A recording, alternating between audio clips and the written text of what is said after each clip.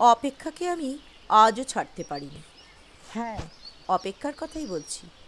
ভালোবাসার রক্তিম ধারালো স্নিগ্ধ ছোঁয়ায় এই হৃদয় থেকে এক এক করে ছেড়ে গেছে সব লোভ, হিংসা, ক্রোধ, অহংকার, স্বার্থপরতা, সব কিছু।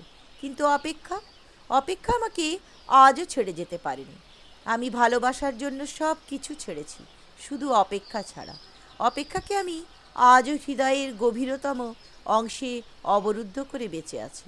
অনেকেই বলে অপেক্ষা হচ্ছে শুদ্ধতম ভালোবাসার প্রকাশ। ভালোবাসতে সবাই পারে, কিন্তু সবাই প্রিয়তমার জন্য অপেক্ষা করতে পারে না। আসলেই কি তাই? জানি না তো, হবে হয়তো। তবে অপেক্ষার কাছে অনেক ঋণী।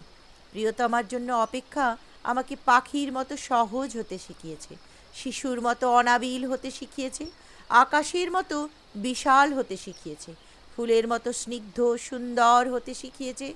অপেক্ষা আমাকে সাগরের নীল জলরাশির মতো গভীর হতে শিখিয়েছে, প্রকৃতির মতো স্বচ্ছ হতে শিখিয়েছে, সোনালি সন্ধ্যায় মায়াবী মৌনতার মতো নিবিড় হতে শিখিয়েছে। শেষ পর্যন্ত অপেক্ষা আমাকে কবিতার মায়াবী অনিত্য ভুবনের কাছে নিয়ে গেছে। হৃদয়ের মধ্যে প্রতি মুহূর্তে অপেক্ষাকে আমি পুষে রেখেছি। পুষে রাখা ভীষণ কঠিন, অথচ আমি সেই কাজটিই করে যাচ্ছি প্রতি মুহূর্তে। কি নিদারুণ আনন্দের সাথে! অপেক্ষা, তুমি কত বেদনার্ত, সুন্দর!